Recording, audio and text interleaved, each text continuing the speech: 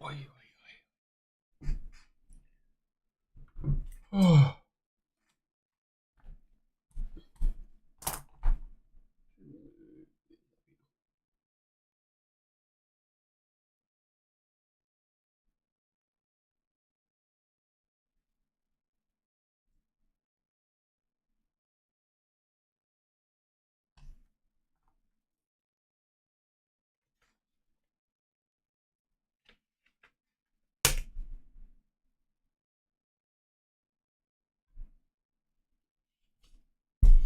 G'day, g'day. Don't know if anyone's hiding on. I've got something.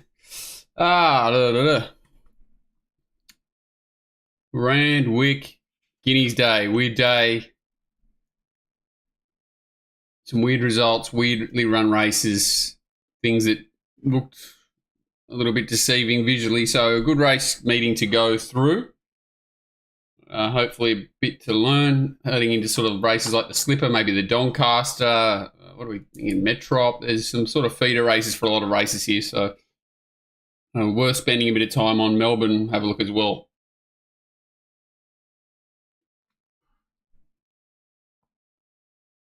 Not too many pests. Here we go. Here he is, the pest. We speak of the pests and they arrive. No winners for him. You've got no winners at this time of night. Yeah, I thought the track was pretty fair. If anything, maybe a little bit of an advantage to come back towards the inside and not come sort of round and circle. I thought that may have been a little bit difficult. We got pretty even tempos for most of the races, a couple of really slow ones. But other than that, most runners should have had their chance. So I haven't got the full finalised figures yet, but that was what it looked like to me. Here we go.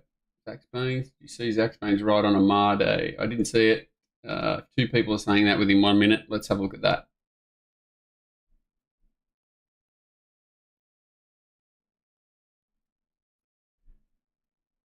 Radelaide. Murray Bridge, no. Where are we going? Murray Bridge, Morphettville, Monday, Adelaide Cup. I have not seen it.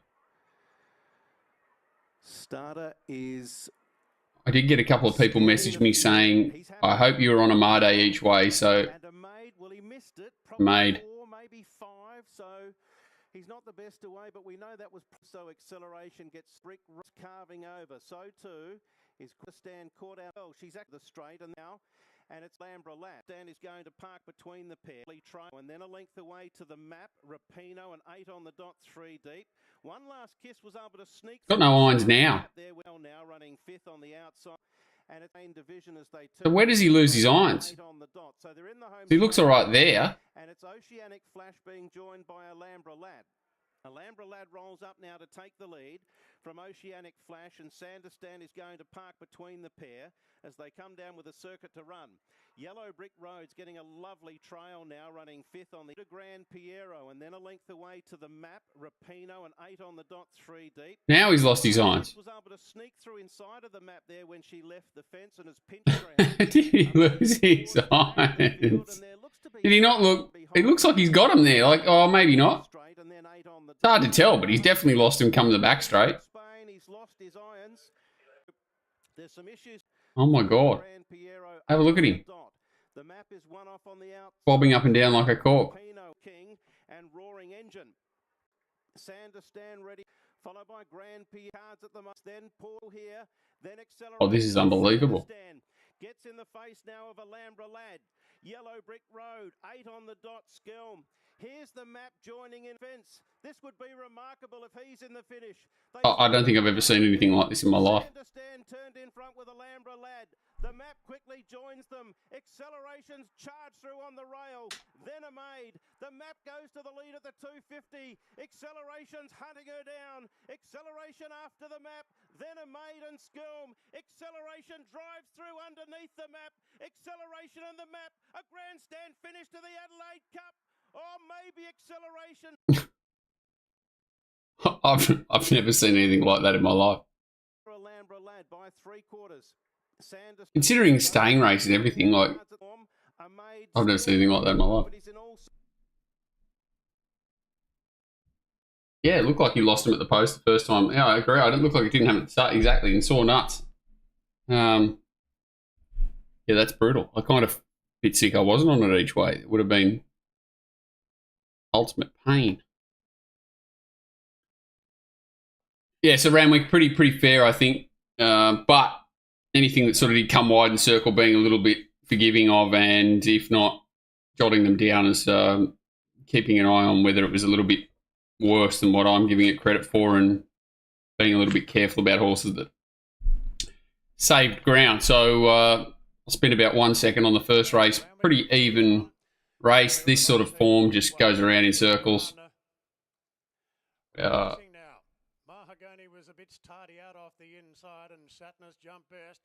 Usually feed similar races for sure, but it's normally a case of set up on the day.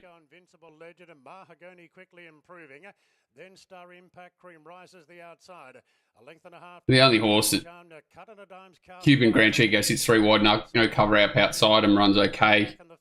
Cut on a dime, pulled up with cardiac arrhythmia for the second time, I think. So it's becoming an expensive, tricky horse to follow. Did sit wide, but had cover for most of the way. The winner's back here on the inside, Kingston Charm at like 85 to 1 or something. Excited last of all, 550 metres to go. DiMaggio after the good start. A narrow leader from Satnus, then came Cuban Grand Chico. Pharaoh's Reign fourth on the inside of Irish Kisses. Clark pulling out on Cream. Everything basically has its chance. Mahogany stoked up in restricted room. 300 to go. Satnus Invincible Legend eventually gets the outside. Is that what it's called? Yeah. But all these runners out the back just gave too big a start away. But you've got Electrica sort of making ground out here, so it's hard to make too many excuses for him. Olympic Theatre back in there, a bit unlucky. Hagoni held up. Yeah.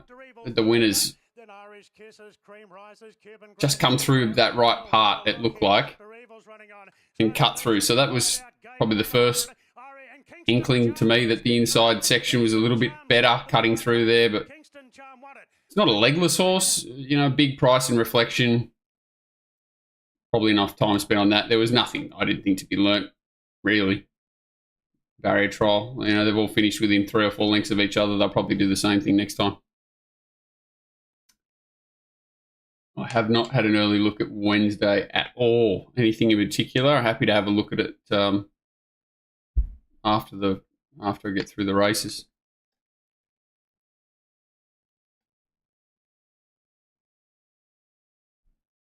Race 2 is the Riesling Stakes, the Riesling Stakes. Yeah, this is normally a feeder to the slipper.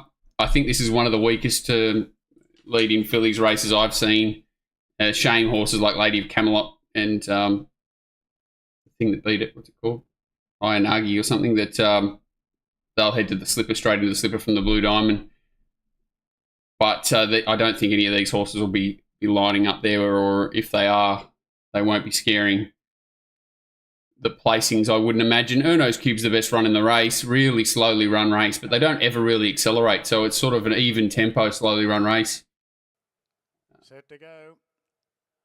And they're racing. She's jumped out okay too, darn Lizzie, and showing very good acceleration. It's like I was on this Silmarillion for my nuts at the early price, so I was very happy with things in the run, and in reflection, I nearly won by Act of God. It certainly had every conceivable possible favour known to man. Silmarillion didn't know how to put the race away, whereas Erno's Cube, you see, is getting dragged back out of the race, quite keen. Excuses for other runners. Reasonable Point gets poleaxed and never really gets a shot at them. I think Extreme Diva pulled up with a few issues, also gets held up. So, and the winner, you know, they're absolutely walking. They go, what do they go? Minus 2.5 lengths low to the 800, slow that down to 4.5 lengths below to the 600, and only come home 2.5 lengths below stand at the last 600. So, yeah, really weak race. I don't think any of these horses will show up in the big races. Maybe Erno's Cube will, but I think it's up against it anyway. You'd want them all to go back sharply in grade to be worrying about finding any of these horses, I think, in this preparation. A lot of them are, like Silmarillion's a maiden. I think Reasonable Point's a maiden as well. So they can certainly drop back in grade and be dangerous, but it's just sort of feeding into races like the Slipper. It just doesn't look. He's a Extreme Diva being held up, Reasonable Point being held up, Erno's Cube, as we said, sort of back and dragged out back and wide, had to sustain a run. Silmarillion, every possible. Two Darn Lizzie, every possible. Just a really steady race. Yeah, but if these horses went back to maidens, you'd certainly be interested in them, but the market will find them. So I'll be very careful with these horses. And I'm Prosper 2 are taken by a person. Yeah, the problem with Erno is it's had 5 or 6 runs first prep. Prost hasn't had another.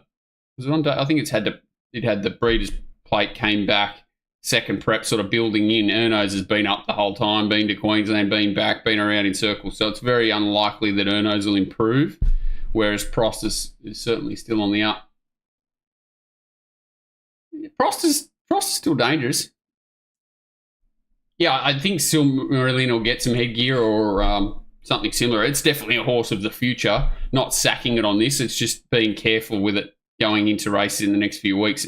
It was certainly there to win the race, and it's come from a maiden to a Group 2 and run well. Race 5 and 6 will go to this race.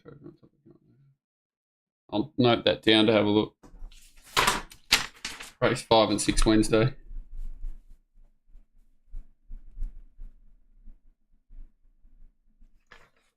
Nothing over there. Oh, Randwick City Stakes. This was a bit of a weird one. Money late was for... where did that go? It must be behind here. There it is. Money late was for the resuming runners, which I thought was interesting. So Serpentine was backed into 550 late. And the resuming runners ran 1, 2, 3. The favourite was very weak late in betting, which looked the obvious on paper off a good resuming run, but it obviously gets very dour, very quick.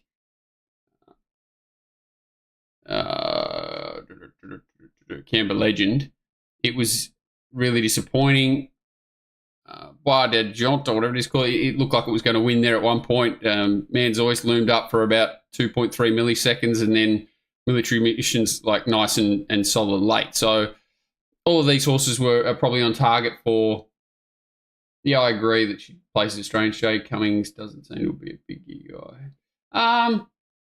He'll use blinkers and mess with winkers and things like that. So I wouldn't be surprised. Certainly not one that sort of tries to pile it on them early. He just waits and tries to let them, I think, learn naturally before he puts any headgear on. And they're racing. Nice line out. But not a lot happens here, I didn't think, tempo-wise. Again, to the 800, quite a controlled speed. They quicken it from the 800 and sort of sustain that home. So, yeah, decent enough race overall, quality-wise, time-wise. It looks pretty solid. Again, every runner's basically had their chance. Slight advantage to those up on speed. Tim's pretty much had it his own way and made them sort of sustain that run late, which is, giving it its chance, and he's nice and strong late. So he's returned well. Most of these horses will be heading for races like the Metrop, if not further. So good return, as I said, from probably the first 3 across the line. So this is where the action sort of starts to happen. Canberra Legend, certainly every chance. Bois d'Argent, every chance. Man's Voice coming off the back of Canberra Legend here. Looks like it's going to present and do something. Military Mission down the outside. Dymel, Stockman, Steel Blaze, Torrens. They've all basically had their chance. Look at Man's Voice letting down, hitting the line absolutely powerfully. Then Saucer of Milk. I can't really explain what it's done there, Man's Voice. It hasn't gone poorly, but geez, he's testing the friendship, that's for sure. Serpentine's a bit of a weird one-paced horse that is just tough. Military Mission seems an improving horse. That was a really good resuming run, I thought, from Military Mission. Yeah, it's tough.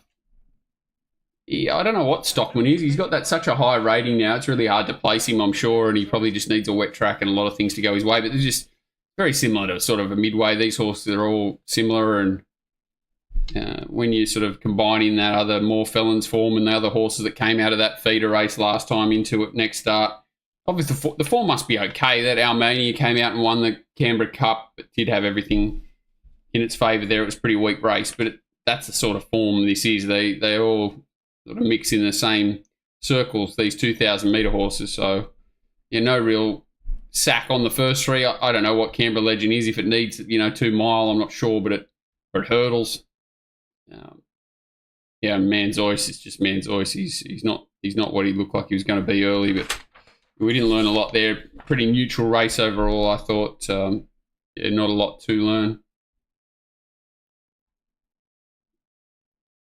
How often do you Spurs Walt? Why isn't it advertised? You go focus. Yeah, everything should be advertised. It's how hard can it be to keep up with the proper gear that's on jockeys and horses? I agree. It's not that hard. Even feet issues, I've always argued that it's not hard to, synthetic hoof filler on or Equicast on. Anything that's on a horse's feet, they should just have to take a photo of it, send it in so that we've got some idea of whether it's a serious issue or not. How hard can it be to build a database where, if you've got gear on is anything, you can add a photo. It takes 10 seconds with the, iPhone these days to upload an attachment, and we'd have an idea of whether it's, something cosmetic or something vitally important. But for whatever reason, everything's too hard. How hard can it be to let, Spurs exactly is those sort of things. Even, it's probably still one of the Stuart little advantages that trainers have of being able to trial in heavy shoes, things like that. And what's the point of keeping everyone in the dark if it's just a reporting issue these days? Everything should be so easy to update. Click and press and bang, it's away and it's done. But it's amazing all the lack of improvement in reporting situations we have.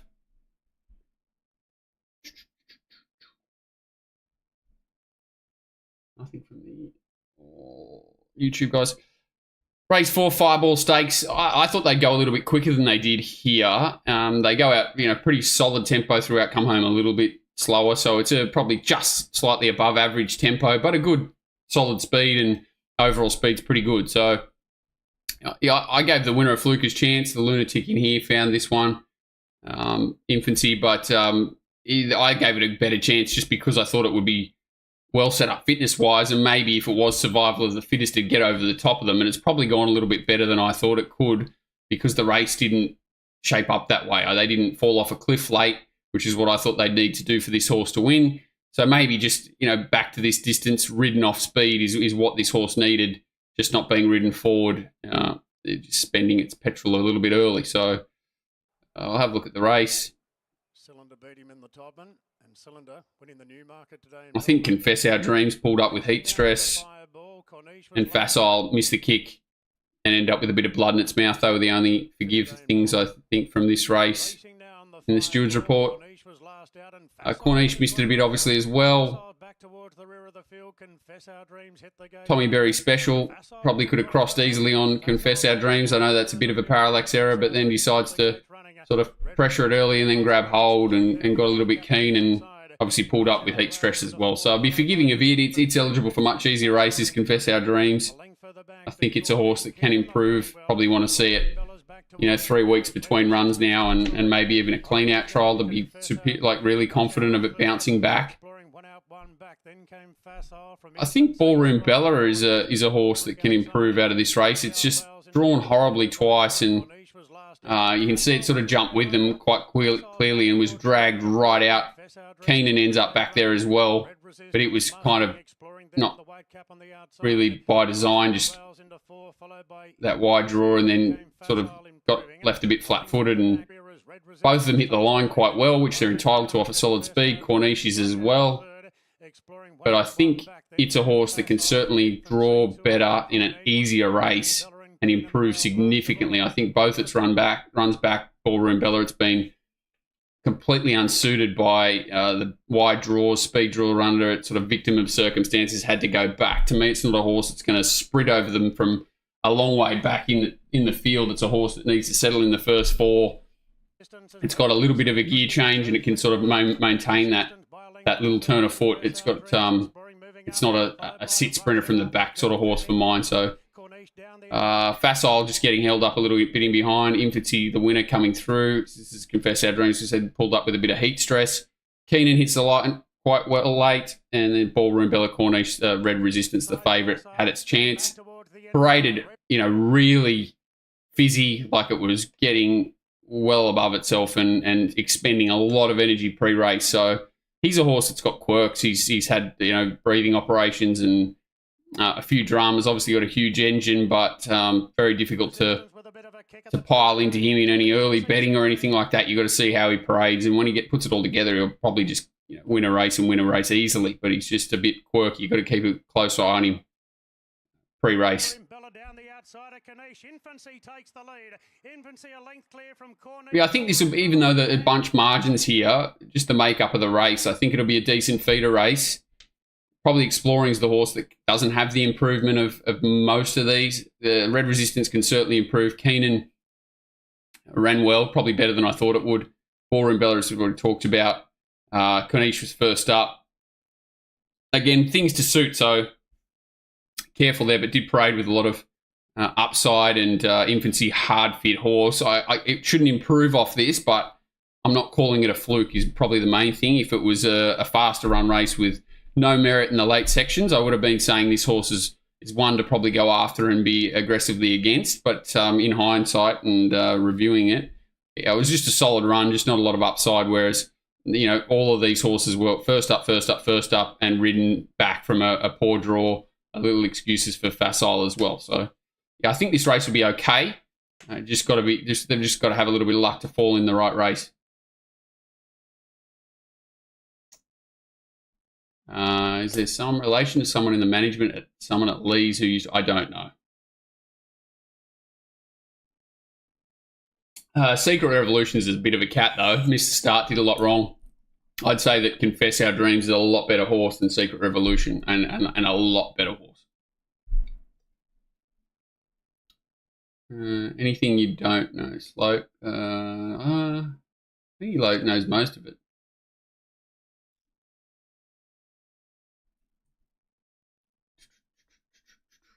That's that race. Todman Stakes, bit to cover here. I'm pretty aggressively going to say that this horse was completely flattered, Switzerland, but I'm also not saying it was a bad run. So, important things to note here. They go quick to the 8, quick and up to the 6. So they've gone like 5 lengths above to the 6, come home 4 lengths above. So fast tempo straight off the bat. Overall time is good, but fast tempo. So not exceptional time. So the race itself's probably got a bit of a pass mark, I'd say. There's obviously a lot goes on. So Nash has copped 1,000 questions after the race.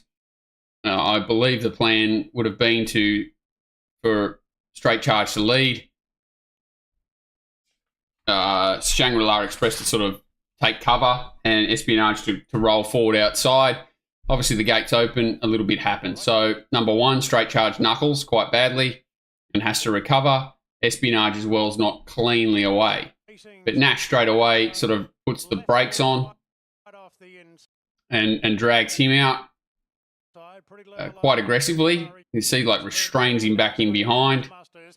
Poor old Reggie's here trying to drag Shangri-La Express off the heels of the leader after it's had to work. Tim's had to be quite aggressive on it to take up a position, which he wouldn't have wanted to do. He would have liked to cruise there naturally.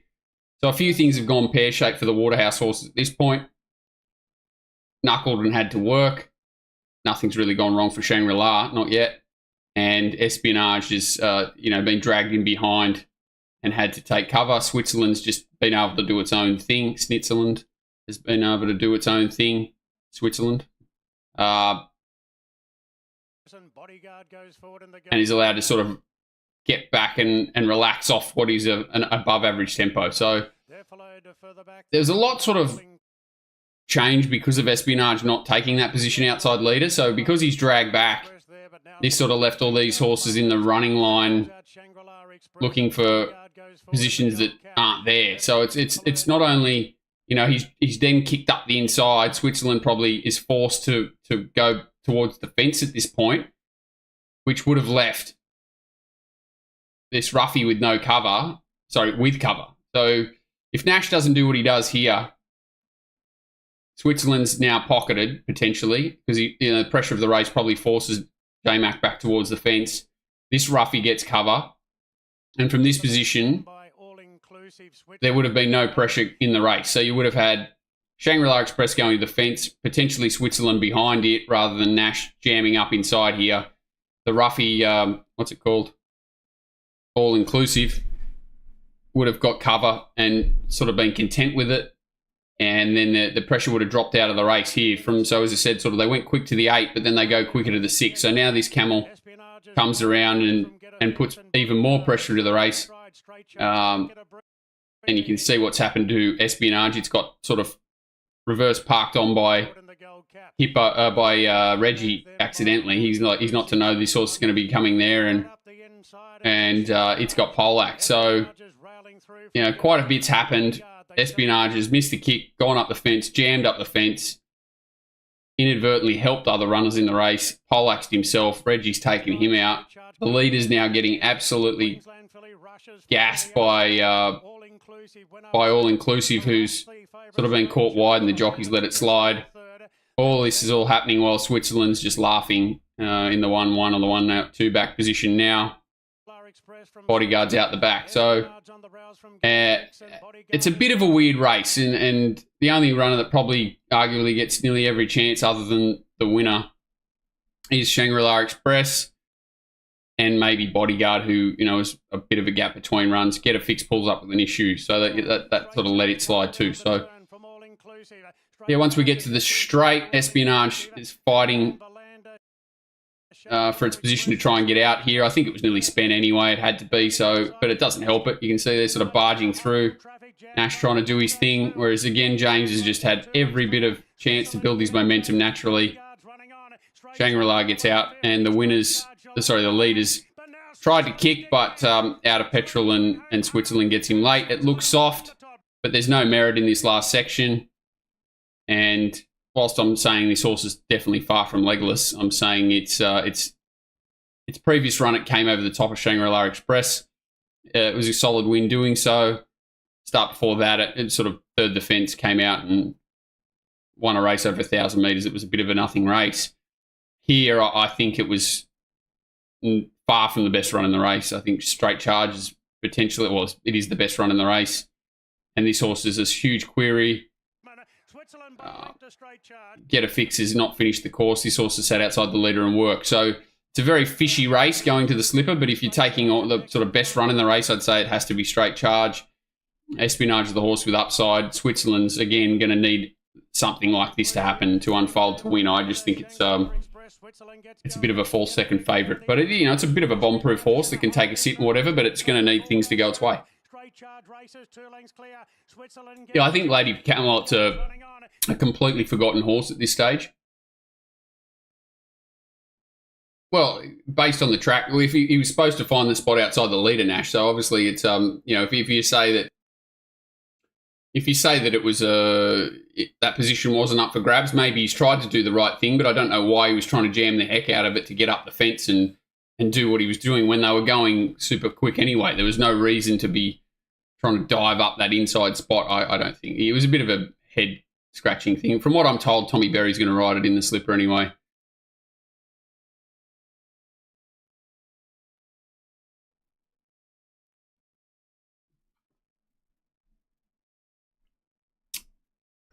Grand final for Switzerland because he won't beat Stormboy. Yeah, I think that certainly is going to help you. Stud fees, the relationship. Anything over here? Yeah, Blake Shin's going to ride Lady of Camelot. Yeah, I think you'll probably get 20 to 1 her, and she's just she is the complete value runner in the race now. No doubt about it.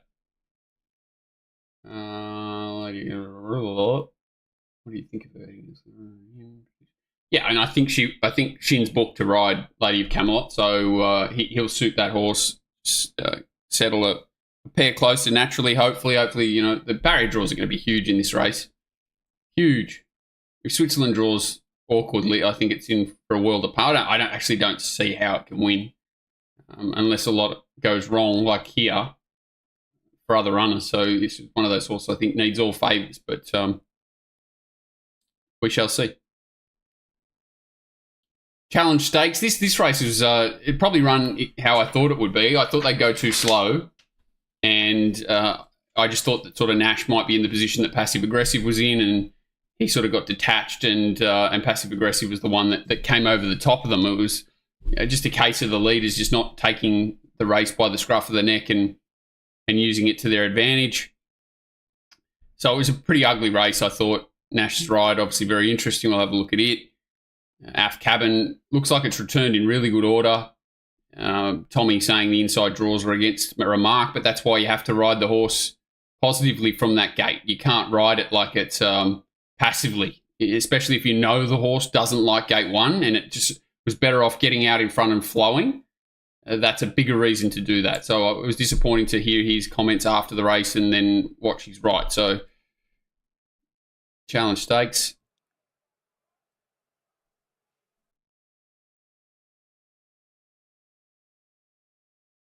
No, I don't know what Hippo will ride. What will he ride? There's plenty of horses going there from their stable. I'm not sure. He'll probably ride. Well, I don't know. Fully lit? Something like that. I'm not sure. Well together with Howther, Serenity, Zapata on the white cap going forward. Then Marzu. Remark hasn't got a great deal of speed. Zapata on the so he comes out really neutral. Zapateo, sort of not a fast horse up there. Marzu up there. How's the Serenity up there? They're not going quick. I would have been trying to jam Remark personally.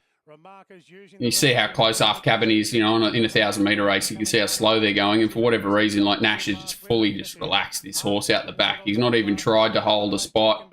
He could have held the back of this, I think. It's hard to tell. But it looked like he could have held the back of the roughie. How's the Serenity and sort of pocketed Passive Aggressive back, which is what I would have expected him to do. Instead, he sort of drops it in behind. I was amazed that he didn't get more questioning. I was amazed that he didn't get sort of inquiry open, especially off the back of a similar ride a couple of weeks ago that nearly landed him hot water. So he's like 3-4 lengths further back. He could have easily got that position where Passive Aggressive ended up, I believe. And, you watch it the last 200 metres, it's a bit of a train wreck. It's pretty disappointing if you back the horse, I thought. Half Cabin arguably should have been right there in the finish. Said Remark's not a horse that's going to sprint off a dime from behind the leader. Zapateo had the run under its belt, so it's probably run okay.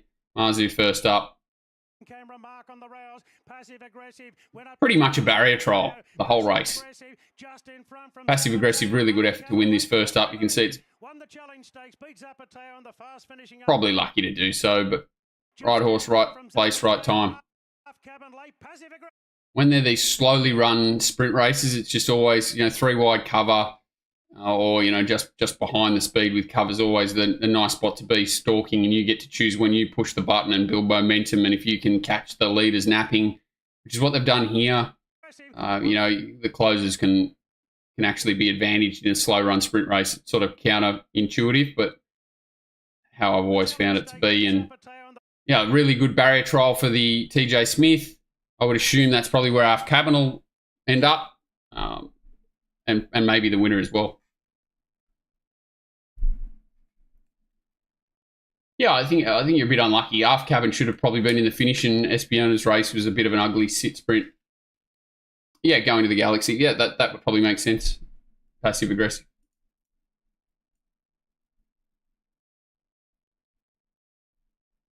Prost can win the slipper.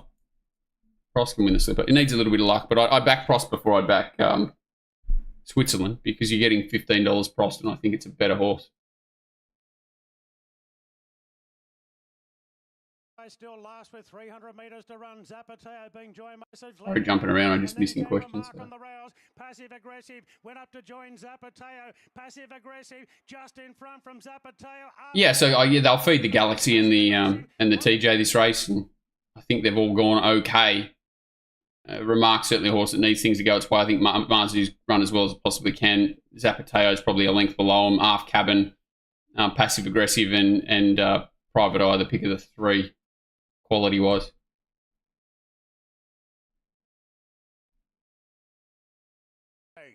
There's the light for the Group 1 Canterbury Stakes. I can't believe this is a Group 1 race, to be fair. So I actually thought they'd run this race a lot quicker, and I thought they had run this race a lot quicker when I watched it live. I did see, you can see JP trying to restrain the leader and hold it up a little bit more than he did last start. That would have been because of the extra 300 metres. So interesting. Look at that. I read his article afterwards saying I think if you looked at his sections between the 6 and the 2, I think he would have run some crazy sections. He's actually run the second fastest 6 to the 4 of the day, Malkovich. So that's an interesting statistic alone. Yeah, so I thought they'd go quicker, and then the stalking spots, Pericles would be the one to beat from that position. And a fast tempo would hurt Lady Laguna just be at this level. Because they didn't go as quick, they actually went sort of 1.8 slow to the 800, 2.4 slow to the 600. So they've even slowed from the 8 to the 6 and then come home slightly above average, slightly below average overall.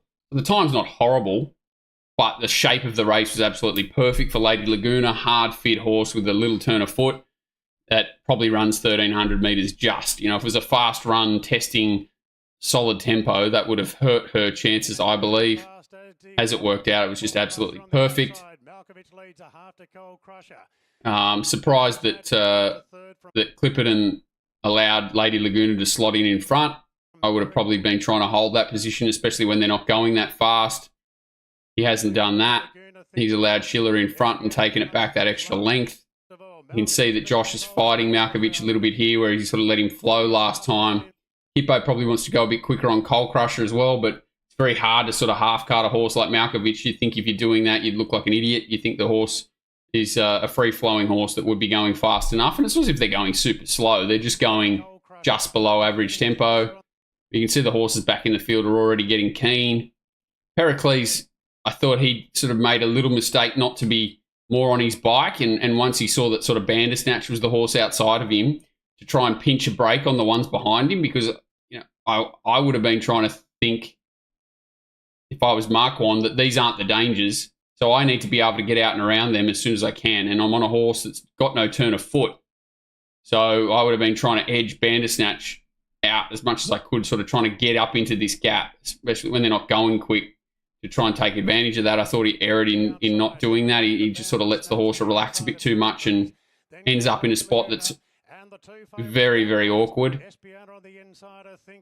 Lady Lagoon is actually a little bit better than run than what I actually gave it credit for in hindsight, because it's sort of getting pulling, and I think he's kind of missed the boat himself here, and Bandersnatch is not taking him into the race.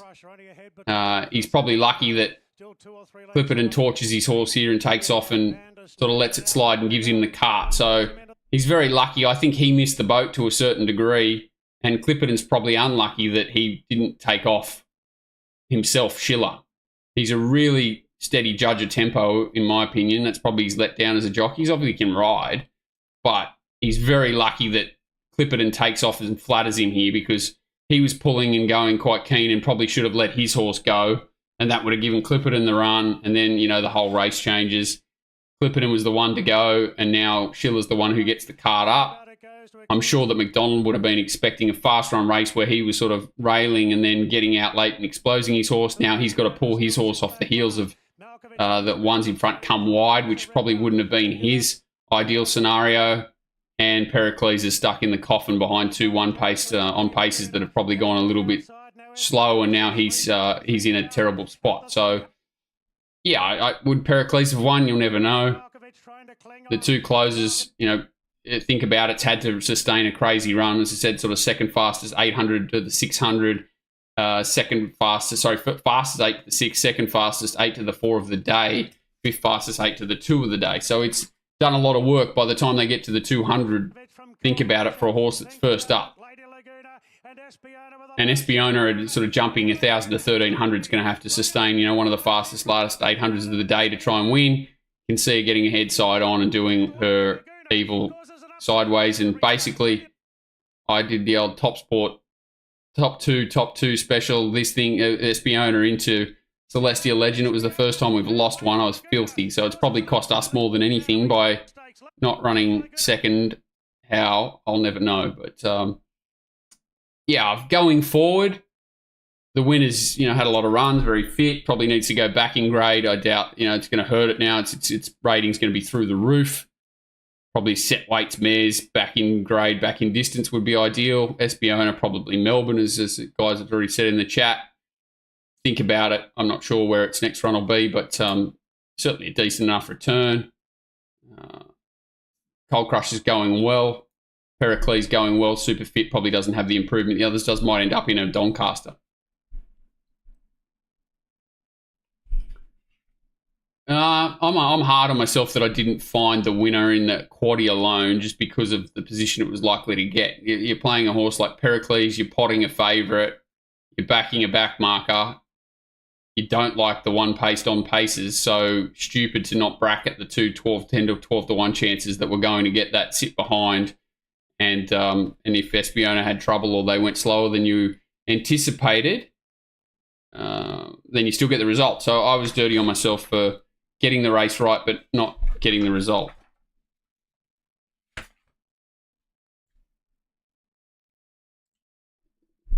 So it goes one more Doncaster. Is that what they're trying to do? Sounds sensible. 100% don't think we'll get $6 though. Market loves it.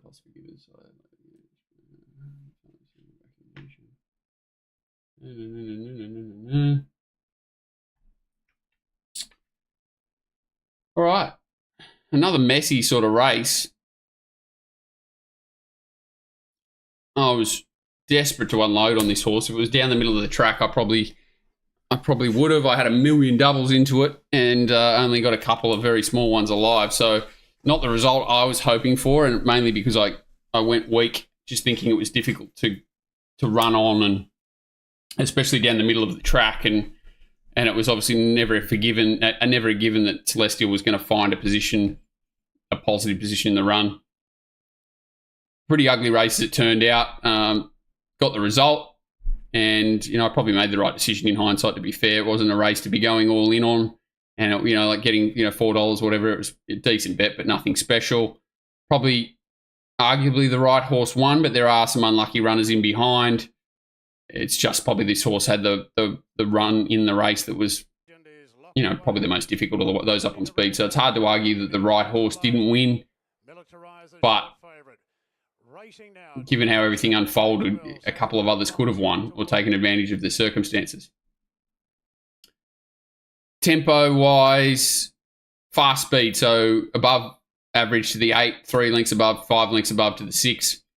Come home 4 lengths below. So very similar tempo to, say, the Todman. Obviously, this is a mile. That's 1,200. Went quick to the 8, kept that pressure on to the 6. The last 600 metres doesn't have a lot of merit in it. So, and the race overall is pretty good. So anything that's sort of sat wide, no cover, up towards the speed, has certainly worked hard here and entitled to weaken out a touch. So at this point, you're sort of saying Le Vampire, Fukabana does fail. Gambari's a good run. I think it's a very good run heading towards the Rosehill Guineas and AJC Derby. Militarized certainly had its chance.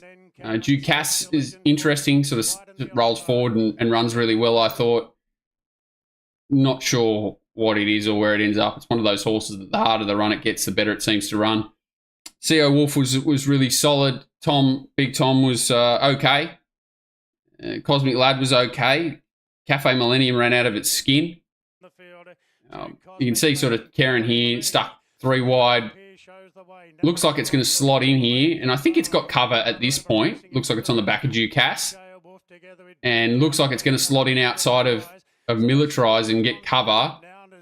But it's only very momentary as sort of Fukabana rolls forward and Ducasse slots in. So from this point on, I think he's wide, no cover. And then McAvoy even said, so that's the 800 metre mark. So this is where they're still putting the foot down.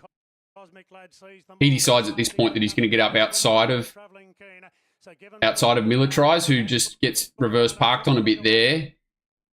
But he is working hard in a part of the race where the tempo's on. So I have to be pretty forgiving, not forgiving. I have to sort of add a bit of extra merit to Celestial because he's exposed in a part of the race where they're going very hard and he's making a move wide. And it was a tactical move to try and put Militarise in a pocket. You know, was it a good thing or a bad thing? I don't know, but he got the result, so it's pretty hard to knock him. From this point, the horses that have had the probably better runs in transit, Militarise for sure, NCAP for sure. Tom Kitten's done not much work. CO Wolf, absolutely perfect run. Ducasse pretty much got cover for probably half of the race. Cosmic Lad's just been given a barrier trial to this point. Gambare's never stopped working. And Fukabana obviously a complete forgive. CO Wolf gets held up. Tom Melbourne gets held up. NCAP gets held up. Now Militarise goes, Celestial Legend goes from Cafe Millennium, and Tom Kitten's cluttered up. Celestial Legend raced up to join Militarise. On the outside, Cafe Millennium. Tom Kitten looking for room, saves NCAP. Tom's a little bit disappointing, I thought, when it gets out. NCAP never really gets a chance to wind up, but, you know, if you lined up these horses again, what horse are you going to back? You know, this track and distance mix up the barriers and that sort of thing. Pretty hard to go past the winner for mine. Probably Cafe Millennium was the second best run in the race, even though it sort of came from the back, a bit of pace assistance. I thought Tom through the line just wasn't super strong. I wanted to see a little bit more. And we've sort of mentioned Gambari. It's dropping out here, and I'll just have a close look at it. Even Cosmic Lad was a good run. I don't know if he can do it all on one prep, but he's an interesting horse heading into a race like the Rosehill Guineas and the Rosehill Guineas and the Derby potentially. But through the line, you can see that Gambari's nearly coming back through and past him. And if they go to people here, I'm going to throw up. You can see he's sort of edging back in front of those horses. Celestial's not stopping. I think he's going to be very hard to beat in a race like the Doncaster. I don't know what they'll do with Militarise. We've talked about Ducasse. Will they go up in distance with it? I'm not sure. It's a horse that could pop up in a Doncaster, Ducasse. I wouldn't knock it if it ended up in a race like that. Ridden stone cold, a little bit further back in a Doncaster, I think it could certainly win that race. They might even be thinking that with NCAP to sort of head there. It probably makes sense as well. And I hear they're going to the Rosehill Guineas with Cafe Millennium. I'd be going back in distance with it, personally. CO Wolf on track for further. Hard to knock really any of those runners that sat up on speed, and Fukabana's the only failure in the race, and it's entitled to. So, is this 3-year-old form any good? I'm not completely sold, but there's not much around, you know, like they're even going racing the older horses. There's not much around. Think about it, would have been outstanding win. Celestial Tom Kitten, the big cat lay, went forward, far back, then sat 3 wide. Especially then, yeah, I think it was an enormous run. I think it'll be going very close in the Doncaster Cafe Millennium. Celestial Legend. NCAP looked like he had something to give. Yeah, NCAP's just a super strong horse. Punters Pavone told them get cameras on the runs past the line. Thank God for that. Through the line, Gambari. Yeah, I agree. Through the line, he was the one that. Yeah, if he goes to a Tulloch, it'll be very hard to beat. Even in a Rosehill Guineas, I think he could surprise. I think he's just a tough little nut that improves with racing, and they've definitely got the better of him here, and he's the one that wants to find the line naturally through the line. Timmy suits him. I think this form will feed well into the Doncaster, Rosehill Guineas, Tulloch. I don't got no problem with that.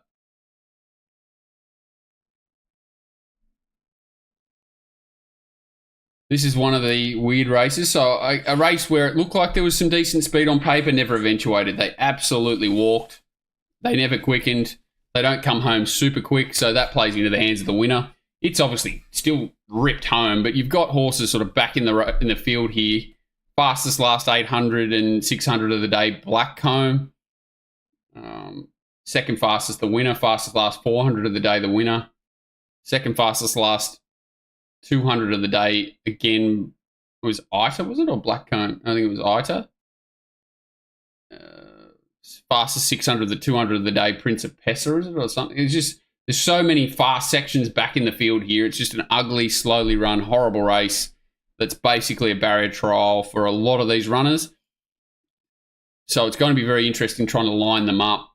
Maybe it was City of Light, sorry, that ran the second fastest last 200 of the day. It is City of Light, sixth fastest last 200 of the day. I got the wrong horse. Hang on, I'm just going to check this. Yeah, I do. Sorry. It's not Blackcomb. It's Ida that ran the fastest last 8 and 6 of the day. I actually thought it'd go forward from a wide draw. Yankee Hustle's even a good run here, back in the field late. Ganterrain, a complete forgive. So I'd be treating this race as a complete barrier trial. The winner is, I think, a better horse, sub 1600. I think 1600 is as far as she wants. So a really slowly run, sit sprint 1600s, right in her wheelhouse. Perfect ride from Tommy. He's good at this, sort of when he knows the horse, pinching runs and understanding tempo, and probably knew that he couldn't come around him and win, most likely, so he cuts through and uses a turn of foot to win the race.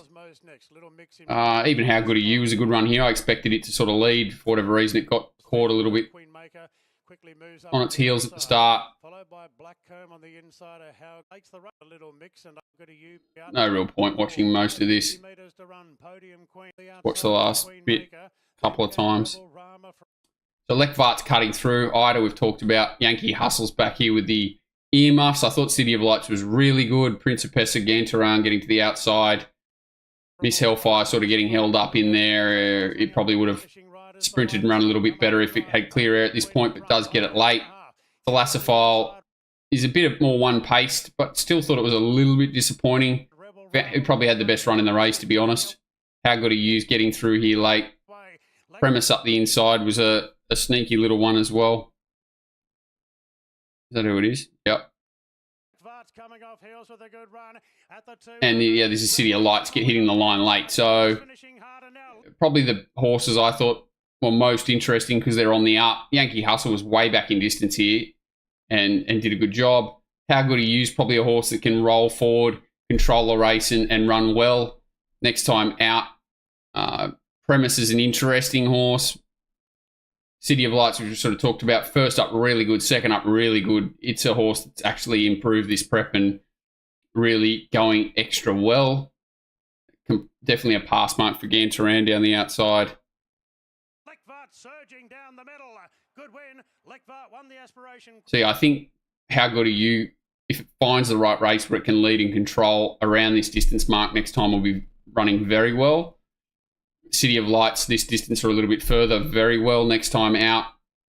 And there's a number of horses back here that can find the right race, including Premise up the inside.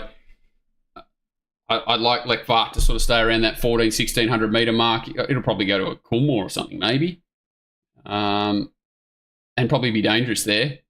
Osmos was a pass mark first up, had the right run, but a pass mark for sure.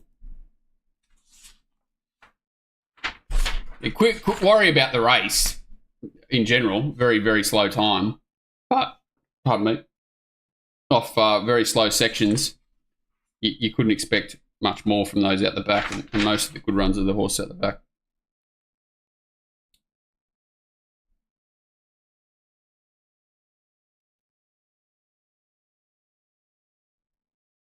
Missing anything here? Oh, Frost. For those on YouTube, if you're watching it through YouTube, it's probably better to head over to Kick if you can, just because it's easier to interact there. It's a little bit less delay and things like that. But if you feel more comfortable on YouTube, that's 100% fine. For the guys in Kick, if you do follow, it just helps, makes it easier for me to let you know when I sort of go online. Trying to keep a pretty steady schedule, so it's not that difficult. But if you hit that follow button, makes it a lot easier. Lucky last race, even tempo right throughout, good time overall. So they've pretty much run it solid from go to woe, come home very even. The winner was very well backed late and found the right run in transit. I thought it probably would get a pair or two further back. Really good ride. Just found the sweet spot here and hard to beat. Pakari Kari, second time it's been placed with an embargo. I think it's got to trial a series of times now to get back to the races. So we may not see it again, but its run's quite interesting here. What else? Nothing too exciting, I don't think. But every runner sort of had its chance on from a tempo perspective. Stand by for the last at Randwick, the gates open. So that's Bakari Kari there. I think they said officially it missed at 8 lengths. So solid tempo where they don't really let up. An amazing effort this horse has put together, I thought. Out of the gates is going to settle a long last. And after the good start there, Eagle Nest is right up on the spot. Not much happens in the run. Tintugi finds that ideal spot we were talking about. I think that's Wee Nessie on its back. Say Magic on the inside. Further back then, over on the inside is Say Magic together with Cool Die deeper out. Cool Die 3 wide, no cover. Powerful peg out wide with Street Gossip. Sorry, this is Miss Hellfire. I don't know what horse I was talking about before. Must have been Pia Rossa, pardon me. It got too far back here, I thought. Powerful peg down the outside there. Rosetta on the inside. Rain Beal, she's all class. And Bakari Kari just tacking on. Street Gossip in the middle. Last of all is poor Kari. Tin Tookie's well back. No, Tin Tookie's up running third as they come around. So Tin Tookie beautifully positioned as opposed to last time where a few things went against it. That Tashi form's really good, I think. Yeah, they put up a silly price early. I think they said they put up 20s or something. I wasn't paying much attention to those early prices, but clear mistake. And you know, once it found that position, it was certainly the horse to beat. No real excuses for those around it, except for Bakari Kari, who's missed at 8. Rainbill carved again. You know, this horse has missed at 8, and somehow Rainbill's ended up behind it from gate 4 when it was in a much better position. So a few excuses for Rainbill. I thought horse is flying. Just needs a rider change. Powerful peg making ground. Tin Tookie got to the front of the 200. It's Tin Tookie a length in front from Say Magic got its beautiful run through there. Powerful peg I thought was a quite a nice effort. Much better run than what we've been seeing off it recently. And Rainbill, who was probably ready to peak here, just didn't get its chance. So Miss Hellfire, a little bit of an excuse. Rainbill, a bit of an excuse. Powerful pegs had to come from back and widest, which is certainly not easy to do here. So I thought its effort really good. And Bakari Kari sort of gets beaten how far? 3 lengths here. Incredible. 4 lengths maybe. Probably not really worth worrying about it because we're not going to potentially see it again for quite a while. So going forward, eligible for easier, much better suited drawing a gate and racing up on speed. Powerful peg. Say Magic probably had its chances both runs back. I think that's as good as it can go. Wee Nessie was okay as well first up. The winner, very fit, right position, as good as it can go. Rainbill ready to win, but I think needs a rider change. Miss Hellfire, that will be probably better for that run. Diamond Dealer, okay. Kari we've talked about. Eagle's Nest probably needs to come back in trip and find a race that it can dictate and not be outside leader in a strong run, 1200, especially fresh. So its effort was okay.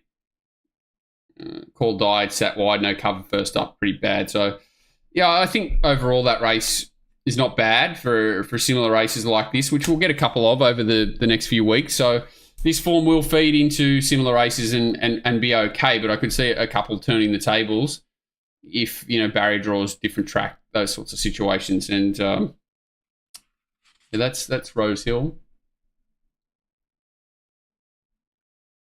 Fiddle with controls, camping under the highway last year and walked into town. Go for long. Track, $24. Actually, I received a Switzerland race. You can go back and watch it. Yeah, as soon as it's over, whether it's on YouTube or on here, no drama. Talked about it for a long time. Quickly touch on these races from Melbourne. Probably not in too great a depth. I haven't looked at them at all, but it will be interesting to see sort of tempos and that sort of stuff to see whether there was any excuses.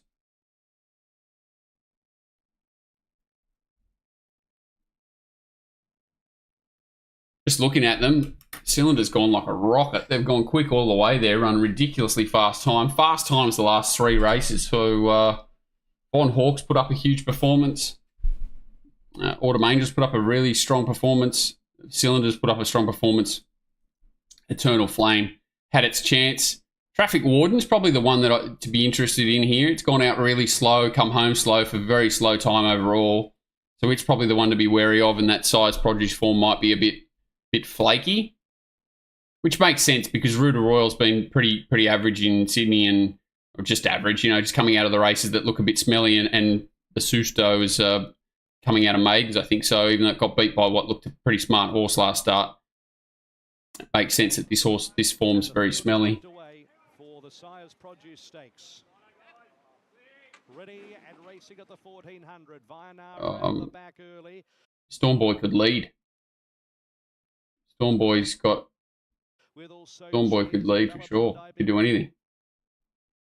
Quickly, showing speed, Traffic Warden from that outside. So yeah, joke race. This was kind of the time of the day where they all were scared to lead, I think, and Traffic Warden showed the initiative to roll forward and control. And as I said, there's no merit in any of the race really. The first half, to the 800 to the 600, all that coming home, it's all pretty steady for a race overall. That's pretty steady. So yeah, I'd be very surprised if a horse like this went to the slipper and was a force. I'd be very surprised if this form held up in races like the Champagne Sires in Sydney. Post the slipper. I think it was the birthday for Traffic Warden. And if you backed it, take the money and run. Probably the right horse won, but the race overall is very, very questionable. Even the horse is sort of back in the pack. There's nothing jumping out of the ground there. Yeah, well, that's insane. $3.55, $600 been $1.05. That was crazy.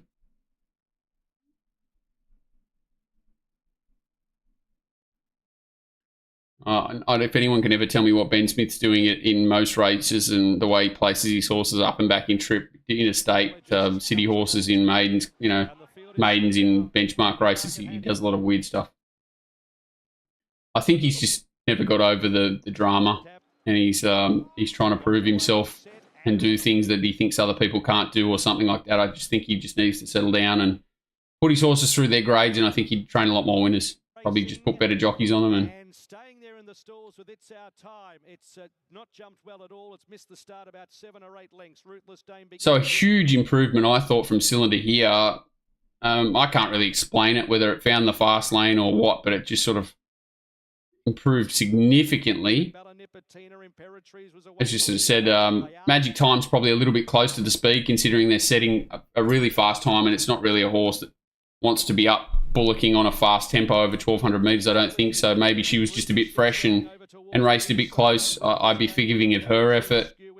Bella Nipotina every chance. Ruthless Dame a little bit similar to Magic Time, not a horse that you'd expect to be parked up on a fast Newmarket tempo. So even though it's a handicap and they were, a little bit lightly weighted compared to, say, Imperatrice, I'd be forgiving of those two runs.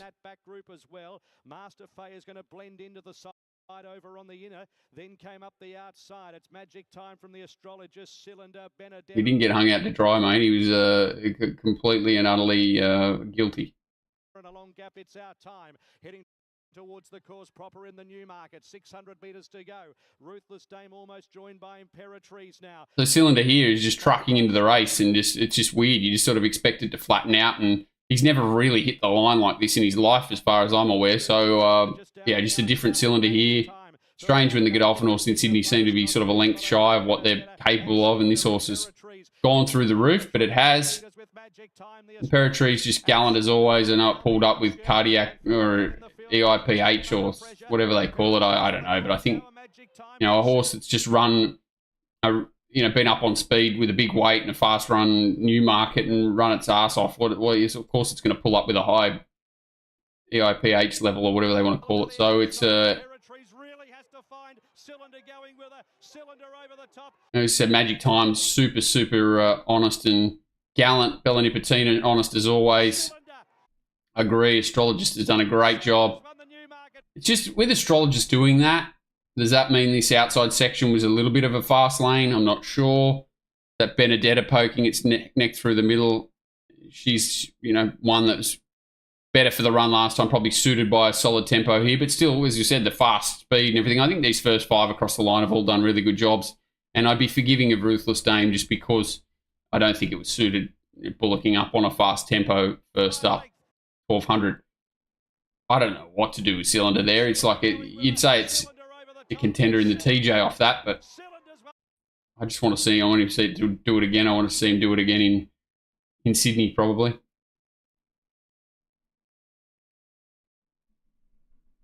He was there early though, Cylinder. It's not as if he hit the line, the last 50 metres and swamped him. He wasn't too far away.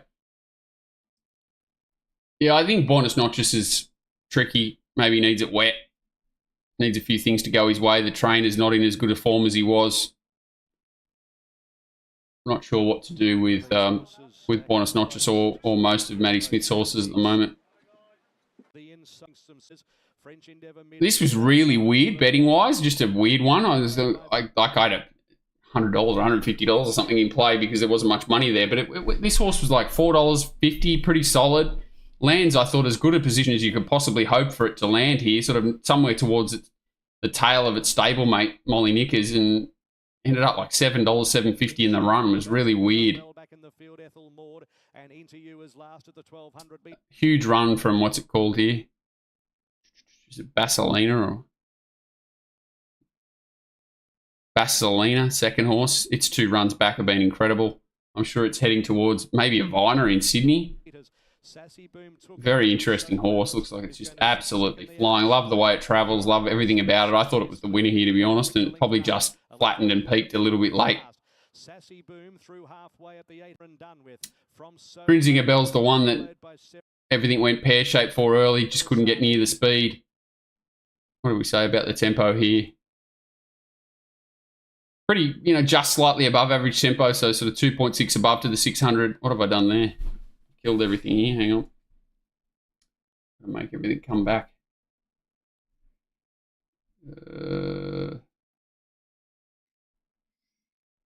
Sorry. Yeah, even though it sort of took the sit Grinzinger Bell, I don't think that helped it. So, maybe it's going to be a difficult horse to follow going up in distance, and this probably looked its chance to win a race like this, but couldn't get up in that position it wanted to be, up on speed. Dominating and just got out sprinted late by some pretty sharp sit sprinters. French Endeavour presents like it's going to be in the finish. Molly Knickers is there at the right time. Sorry, hang on, what happened to Molly Knickers? Molly Knickers gets bottled up a bit whilst Autumn Angel gets past it. So really good ride for Autumn Angel to steal that spot off it and beat it to the punch. Probably what won at the race, to be fair. Basilina comes to the outside and presents like it's going to run over the top of them. French Endeavour just peaks a little bit. Grinzinger Bell a little bit one-paced. None of that surprising. French Endeavour needs to go back in trip, pretty clear.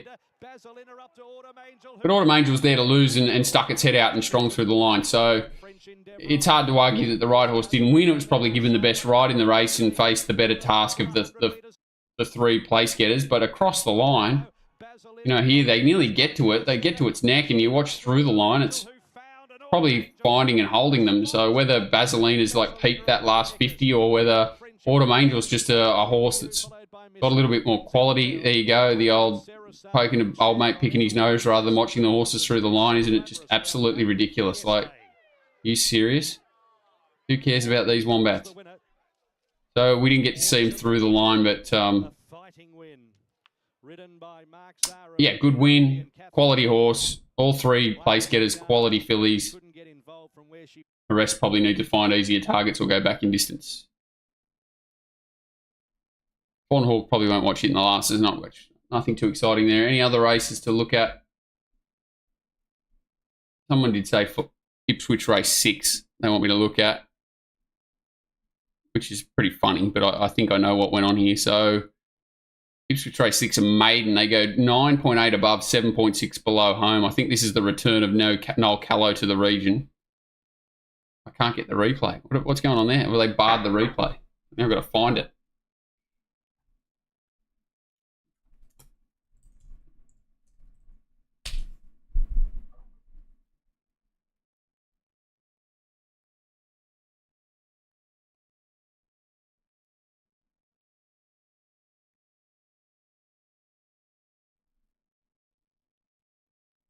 Not today, it's like 11th or something. So what do I mean? Saturday, Ipswich.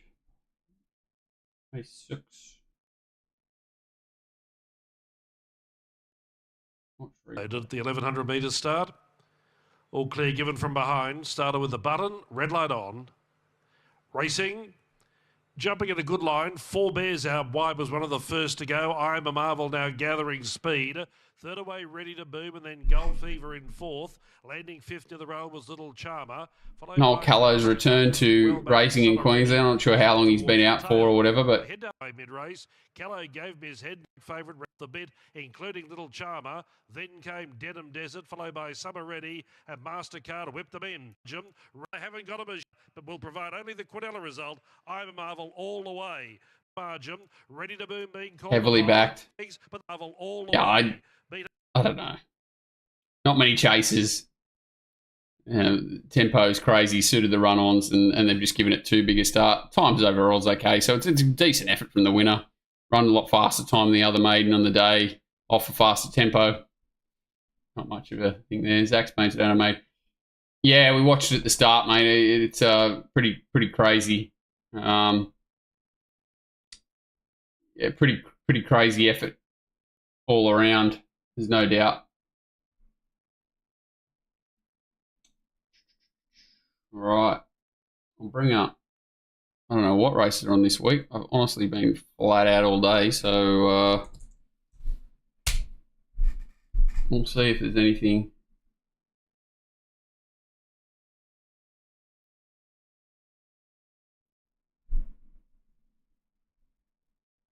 Yeah, I don't know what they've done to that track at the Gold Coast, but yeah, I sort of was chatting to some people, and they were suggested that they lower their amount of meetings this year to allow that track to sort of bed in and try and get a handle on it, and they wanted more meetings. So, politics in racing is not easy. Is it the 23rd this week? Can't be the 23rd. It's only the 12th tomorrow. So what are the races leading in this week? Or are they just not up there?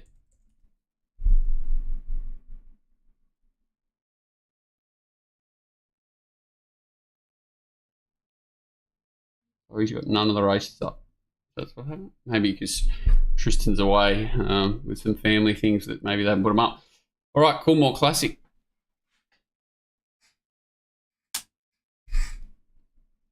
Yeah, I think if everyone just followed whatever Hong Kong's doing, it can't be much harder than that, can it?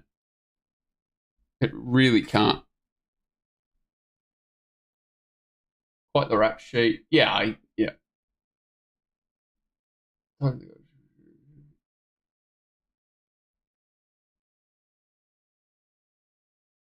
Oh. Yeah, I don't know. I like this crop, to be fair. I think they're pretty good. I think they're probably the best. Yeah, I was on Minari for my absolute life in the Gold Slipper, and then that rain happened and Corey Brown destroyed it. That's for the Gold Coast Trainers. Coolmore Classic, this is interesting. So Gotcha's second up off a really slowly run. It's a 1,500 metre race, isn't it? Always get confused whether it's a mile or 1,500. I think it's 1,500.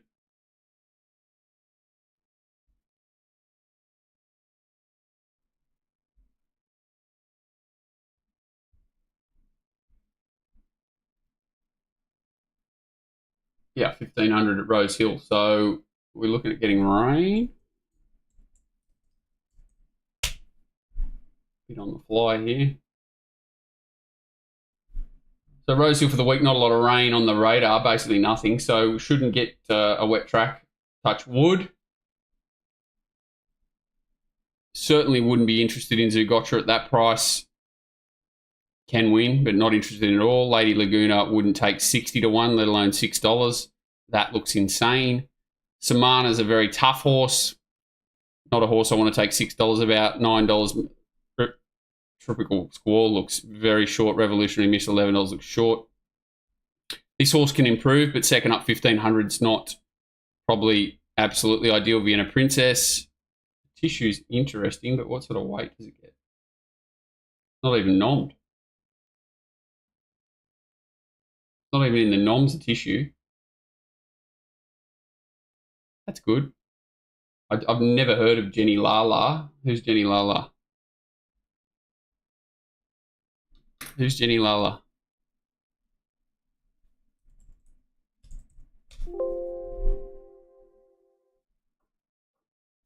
Had one run, Flemington. How do I not? I must not remember this horse. It's been running already. It's a midweek horse. And then it ran in that crazy race where they went 1,000,000 miles an hour. And third to a Ferris. Adelaide form. I know the horse. On the other wing, takes the outside. Leaders, it's Poland by over to be well back as Poland. Horse on the punch lane, draws. Punch lane's got a bit to do. Finishing hard. Paddle over a length and will win. Jenny Lala. He's on pace, 1,500 metre horse. Trialled since then at Randwick. Jeepers creepers, surely not. Madam Pomery's very difficult to catch. Leckfart's an interesting horse. If they back it up off that run, which I think they can, 53 kilos, $26 Leckfart's. Huge price. Huge price.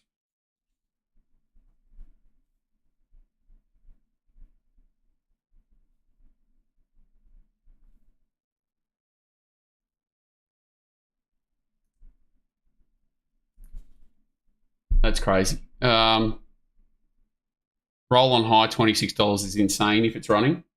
Insane.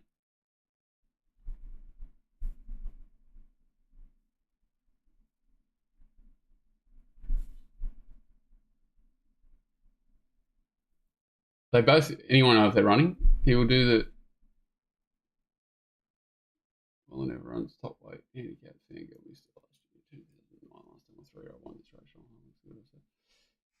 Track got million of frame and ran a good forward. Yeah, I think if Roll on High's running here, that's an insane price. I think if Leckfart's running here, it's an insane price. I could take 50s Ausbred Flirt.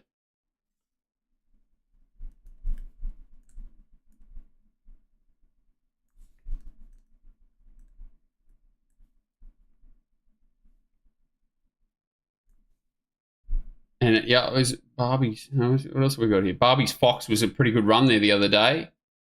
It's not 1,000,000 to 1 either. I probably prefer the others, but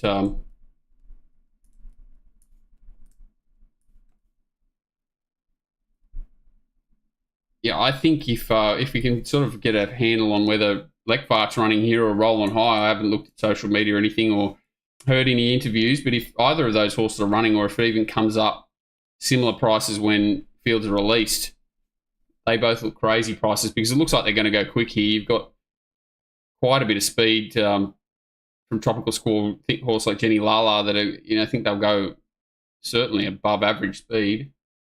Tissue accept will not run, watch. But it's not nominated to Tissue. It's not in the noms. Literally, it's not in the weights. So I don't think it'll run. Oh, sorry, it is. Pardon me. It's at the top. I've got it cut off. I'm completely insane. Pardon me. 60 kilos. You're probably right. He might accept with it just to compress the weight and not run. Yeah, sorry. I don't think he will compress the rates because I think they'll keep them at 58 top weight even if he doesn't run. So I don't think Lady Laguna will accept. The only reason he'd do it is to maybe keep a kilo off the gotcha, but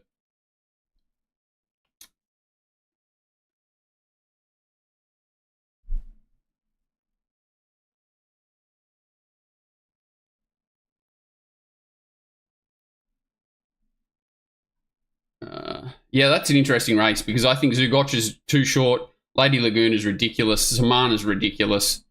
Tropical Squall's going to be vulnerable. Revolutionary Miss has been really well ridden and placed its last few. Jenny Lala looks like it's outgraded. Vienna Princess, $13, is probably here nor there. Off a bit of a tricky setup, but I think it still can win. What weight tick got? 55.5. It's got a bit of weight. Down in the weights, I think Leckfart and Roll on High are just gimme bets at 25 to 1. You probably get better around too without looking too hard. Even More Secrets is super interesting. I thought it went good there the other day, like far out. It just looks a crazy short price for Zougotcha. And the first 3 or 4 in the market just look ridiculously short. So I'd be more than happy to spec a few roughies in this race. Leckfart, Roll on High, More Secrets, 25 to 1. Osbred Flirt, 50 to 1. Looks big price betting. Very interesting. Coolmore. I'm going to spend more time on it. All-Star Mile. They even got a field. Is it even worth talking about? Did anyone see old mate Richie Irvine saying that they need to throw $20 million at the All-Star Mile to make it a good race, and that's how they'll make it a good race, to make it a $20 million slot race? I had to double take. Anyway, here's what it is. Well, the only thing if you could bet on something here, they might break the track record. Pride of Jenny and Amenable, what's it called? Attractable, running in this race, they could break the sound barrier.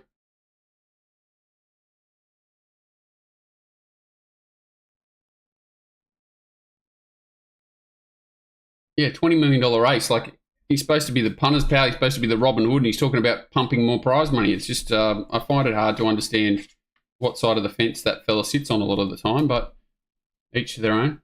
Anyway, won't spend any time on that race. Ajax Stakes. Yeah, I think this race is the Doncaster ballot free race, so it'd be interesting to see what horses show up here.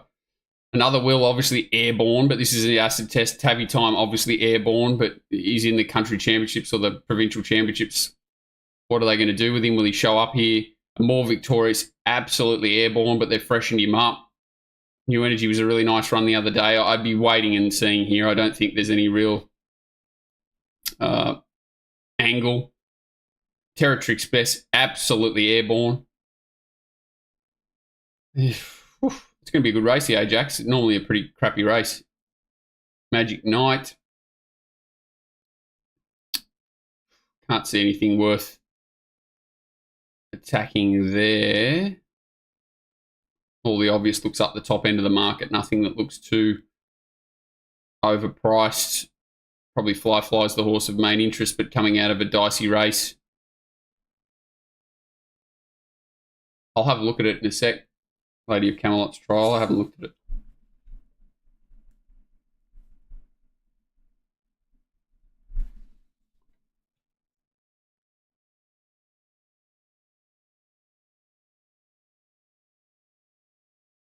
Yeah, you'd want it to be 3 weeks between runs, wouldn't you, at least? Super Magic Time, I agree. That was a gutbuster. Yeah, the Ajax is going to be a super strong race. Super strong. And I don't think it's going to be wet, from what I've seen anyway. Horace McCartan. Good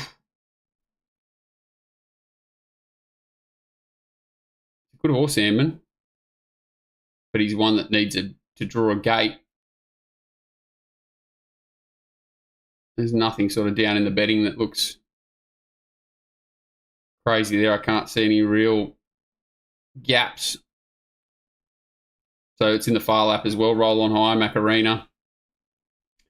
Salt Coats. I think Tropical Squall will go the other way. This race could really fall away. So it might be interesting to have a look at this race and try and work out what's going to go to that Coolmore and what's not. If you can narrow down who is going to go there and not here, there may be a gap in this race. Is this 1500 as well?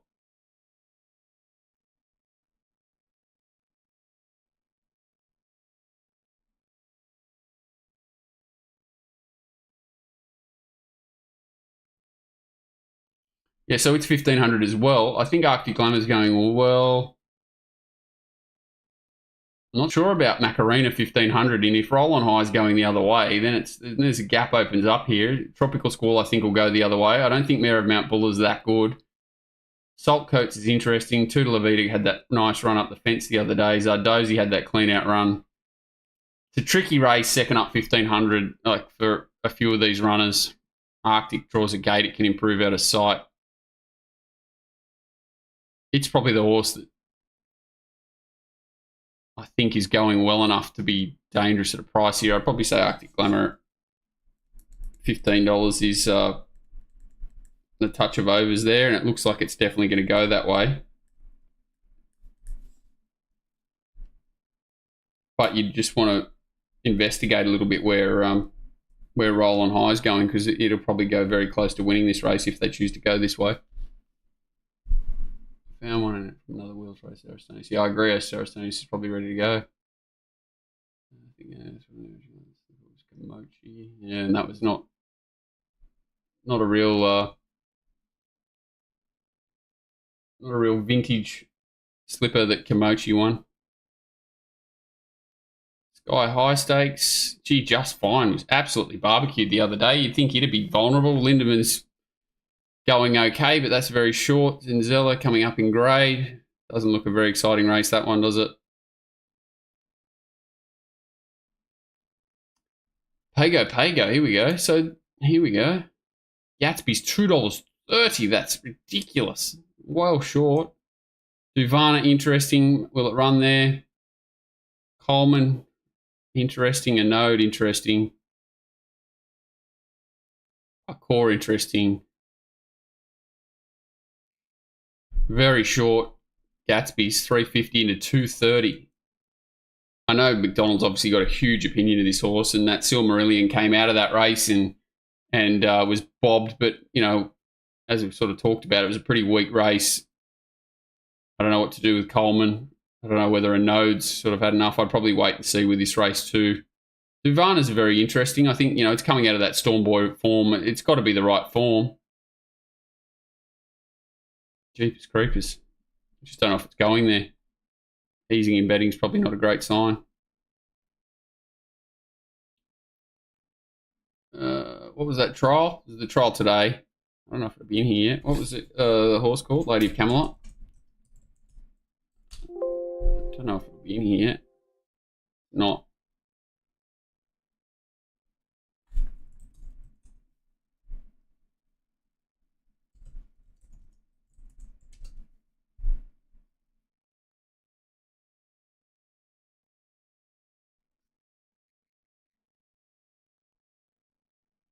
Stupid thing. I don't know why you can't just size this the way you want it, but it is what it is. I think it showed us the rest of this. I think Just Fine's going terrible.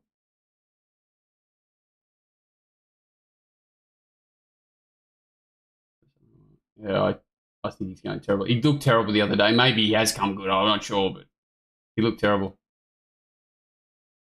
Yeah, Gatsby's a very, very nice horse.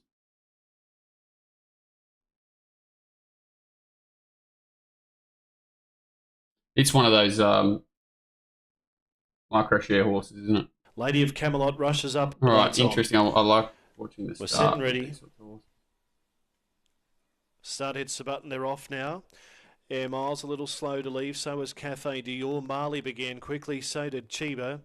Lady of Camelot rushes up into third spot. Then came Cotswolds. Now Air Miles settles second. Rushes up into third spot. I don't know what these people watch. Lady of Camelot to the outside of Cotswolds. Then came Air Miles second last. And Cafe Dior to the outside. Point of the turn they run and Marley in front. Trying to shake off the challenge of Chiba. 2 lengths, Lady of Camelot just ambling up to them now. Then came Cotswolds, followed by further back to Air Miles. But Lady of Camelot, she cruised on by inside the 100 metre mark. She careers away. Impressive. Lady of Camelot. Yeah, she should be second favourite for the slipper.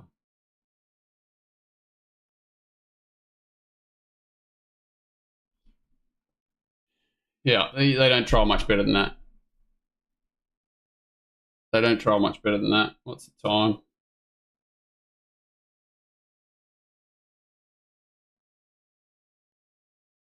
46.72, home in 33.24.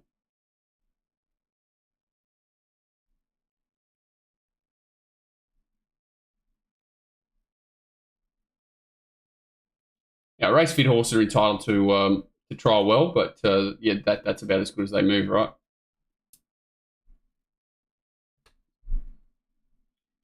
Not sure what price it is. Probably a good question. Probably haven't moved it a lot. I don't, well, when we were looking at it the other day, it was $15, wasn't it? It was $15. It was $15.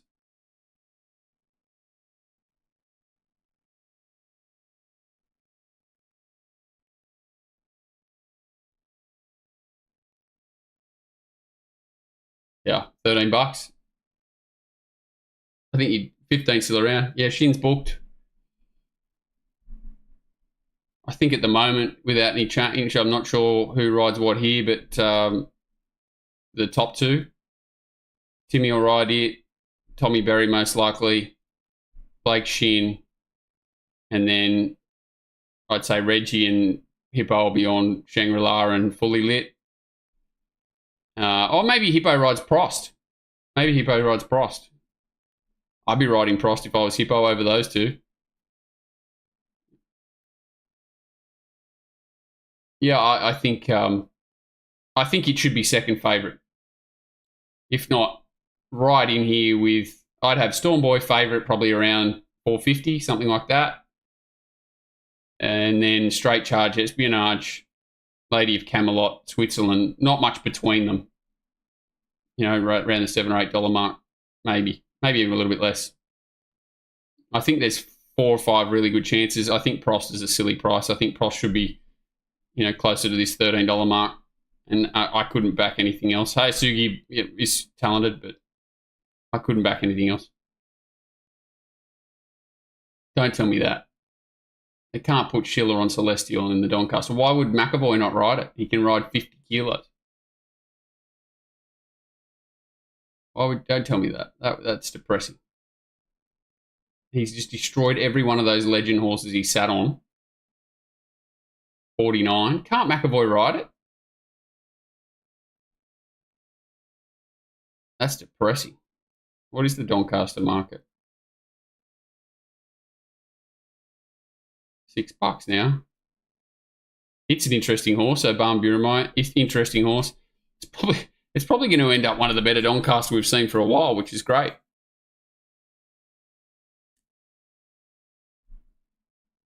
Yeah, so most of these futures are ridiculous, but, you know, that's what the point. You just be honest about it. If you can see value, you can see it. If you can't, you can't. The only race I can really see value in, tiny bit Arctic Glamour in the far lap.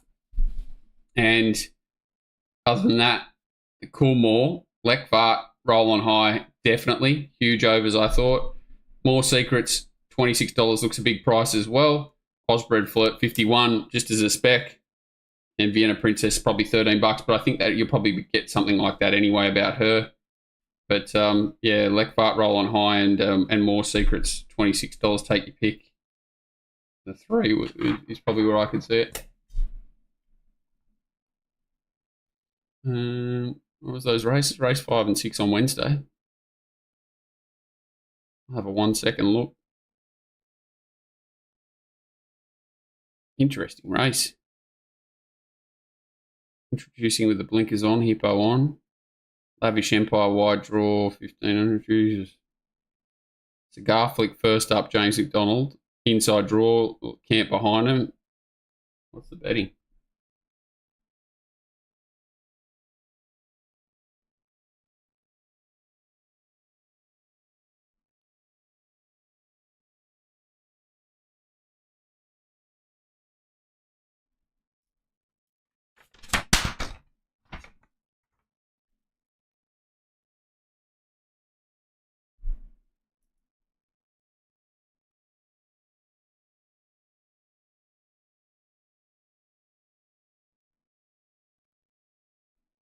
Gee, Cigar Flick 250, 350 introducing is ridiculously short, even with blinkers on.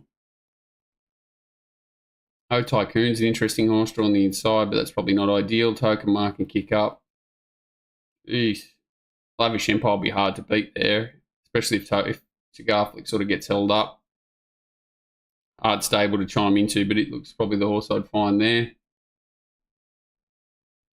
What was the other one? Race 6. French Bonnet should be ready to win. Hippo on's a huge plus for it. Spaltat's interesting. Gate 1. Infinitive is not a horse I could take short odds about. The Years is interesting. Zondi interesting. For Victory interesting. French bonnet. Probably needs it wet. Probably doesn't need to race without the ears in it. But I could see it sort of slipstreaming it and running very, very well. French bonnet in that race. Tricky.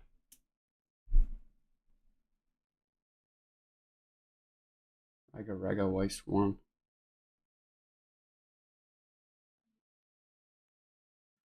Fine.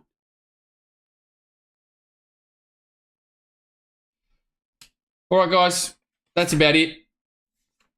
Coolmore certainly the race that I'd be zeroing in on a bit from the futures perspective potentially, but you want to do your homework on Roll on High to see whether it's going to go there. Same for Lekvad if it's going to back up, and more secrets because they do have options, those sorts of horses. But yeah, later in the week. Friday, I'm hoping to do the double header, and then Saturday as well. Probably just want to cover the country provincial a little bit more. Cheers, guys. Have a good night. What are you prepared to lose today? For free and confidential support, call the number on the screen or visit the website.